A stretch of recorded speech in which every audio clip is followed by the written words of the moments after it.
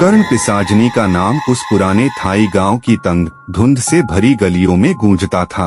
यह नाम बुजुर्गों द्वारा फुसफुसाते हुए कहा जाता था। एक कथा जो टिमटिमाती आग के आसपास धीमी आवाजों में साझा की जाती थी।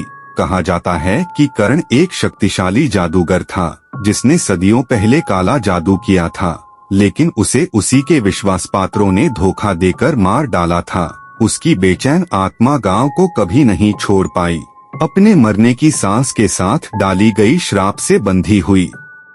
एक शाम एक युवती जिसका नाम नीता था, पुरानी पिशाचनी हवेली में आई। उसकी भयानक इतिहास से अनजान वह एक लेखिका थी जो हवेली के डरावने आकर्षण और एकांत से आकर्षित थी।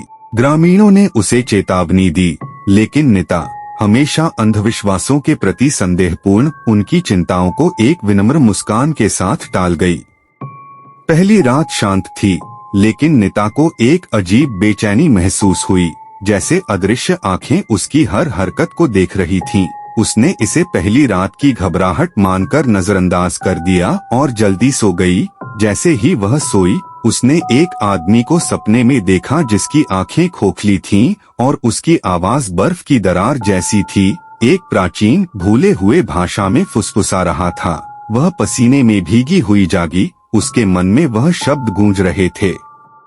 अगले दिन नीता ने हवेली की खोज की और एक सड़े हुए बुककेस के पीछे एक छिपा हुआ कमरा पाया। अंदर एक पुराना लकड़ी का संदूक था जिसका ढक्कन जटिल नक्काशी से सजा हुआ था। एक गहरी डर की भावना के बावजूद उसने इसे खोला। अंदर एक मुरझाई हुई डायरी थी जिसके पन्ने कर्ण पिशाचनी की क्रोधित लिपि से भरे थे। जैसे ही उसने पढ़ा, हवा ठंडी हो गई और परछाइयां गहरी हो गईं। डायरी में कर्ण के मृत्यु कर्म के प्रयोगों, उसकी अनंत जीवन की खोज और उसकी अंतिम धोखाधड़ी का वर्णन था। अंतिम प्रविष्टि एक श्राप थी जो मेरी शांति को भंग करेगा, उसे कोई शांति नहीं मिलेगी। उस रात हवेली ऐसे चरमराई और गड़गड़ाई जैसे वह जीवित हो। नीता कदमों की आवाज से जाग गई जो खाली हॉल में गूंज रही थी। उसने एक टॉर्च ली और अपने कमरे से बाहर निकली। किरणें झपकी और धुंधली हो गईं, लंबी डरावनी परछाइयां डालती हुई। उसने आवाज का पीछा करते हुए छिपे हुए कमरे तक पहुंची। वहां बीच में एक पारदर्शी आकृति खड़ी थी। उसकी आंखें खोखली, उसका चेहरा क्रोध से विकृत। कर्ण, उसने फुसफुसाते हुए कहा, डर से जमी हुई।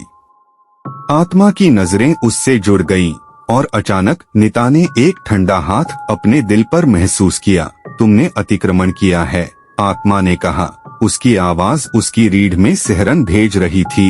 अब तुम मेरे साथ अनंत यातना में शामिल हो जाओगी। अगली सुबह ग्रामीणों ने नीता के घर को अजीब तरह से शांत पाया।